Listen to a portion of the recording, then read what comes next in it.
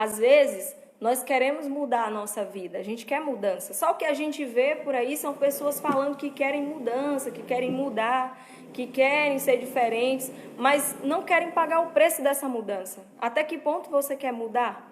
Até que ponto eu chego para me ter essa mudança? Jacó, ele estava determinado a mudar, porque um anjo, eu nunca vi nenhum histórico, ou eu não me lembro de nada que tenha acontecido assim na Bíblia, de um homem ter lutado com um anjo, né?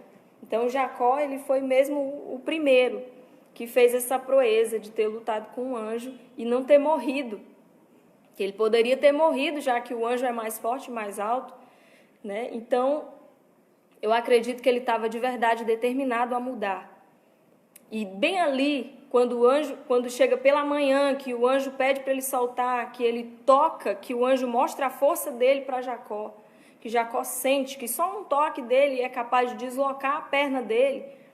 Deus viu que a intensidade do querer dele era muito grande. Toda aquela situação, eu acredito que foi montada por Deus. Toda aquela circunstância foi montada por Deus ali, o anjo Jacó e aquela situação toda. Mas, Adriana, se tudo isso foi montado por Deus, por que passou tanto tempo?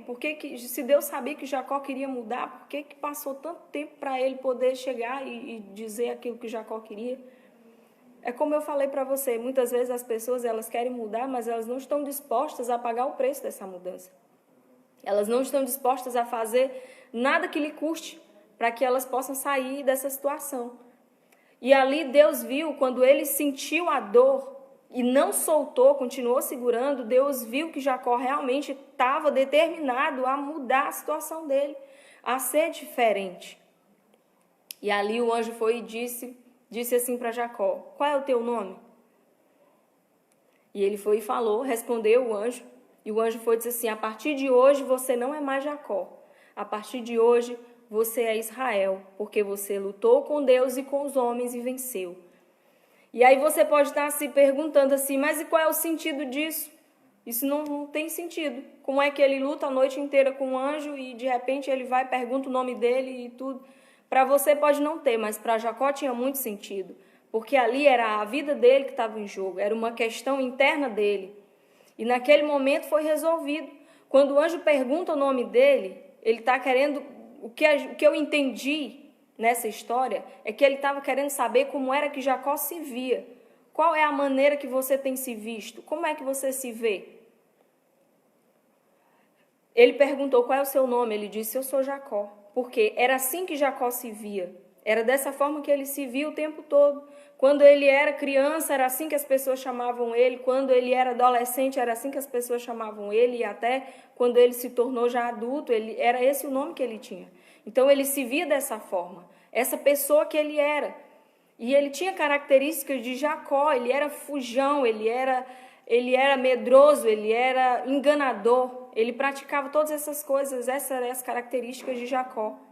E ele se via assim. E o anjo disse: não, a partir de hoje você não é mais esse. Você agora é aquele que luta com Deus e com os homens e vence. Você é um príncipe vencedor, o príncipe de Deus. Ali aquele anjo estava mudando a maneira como Jacó se via, a autoimagem dele. Bem ali foi resolvido todas as tretas, todas as questões que ele tinha. Porque ali ele criou coragem de enfrentar outros medos. Às vezes, nós vivemos trazendo heranças dos nossos pais, coisas que a gente aprendeu, que foram colocadas na nossa mente, na nossa alma, né? Às vezes até no nosso subconsciente, quando a gente pega comportamentos que não tem nada a ver com a nossa identidade que Deus tem para nós, mas que foram colocadas muitas vezes pelos nossos pais, como Jacó, ou pelo meio onde a gente morava, ou pela escola, o lugar onde a gente vivia. E essas coisas, elas se transformam na nossa identidade. A gente passa a ser alguém preso a isso. Jacó vivia assim. A gente passa a permanecer preso a essas coisas, sendo que todas essas questões, todas essas prisões, todas essas muralhas, né, como a gente está tratando aqui na terça-feira das muralhas que devem ser quebradas, todas essas coisas elas já foram consertadas. Tudo isso foi consertado na cruz. Jesus consertou tudo isso. Nós somos herdeiros agora, não mais de Adão. Nós não temos mais a herança de Adão.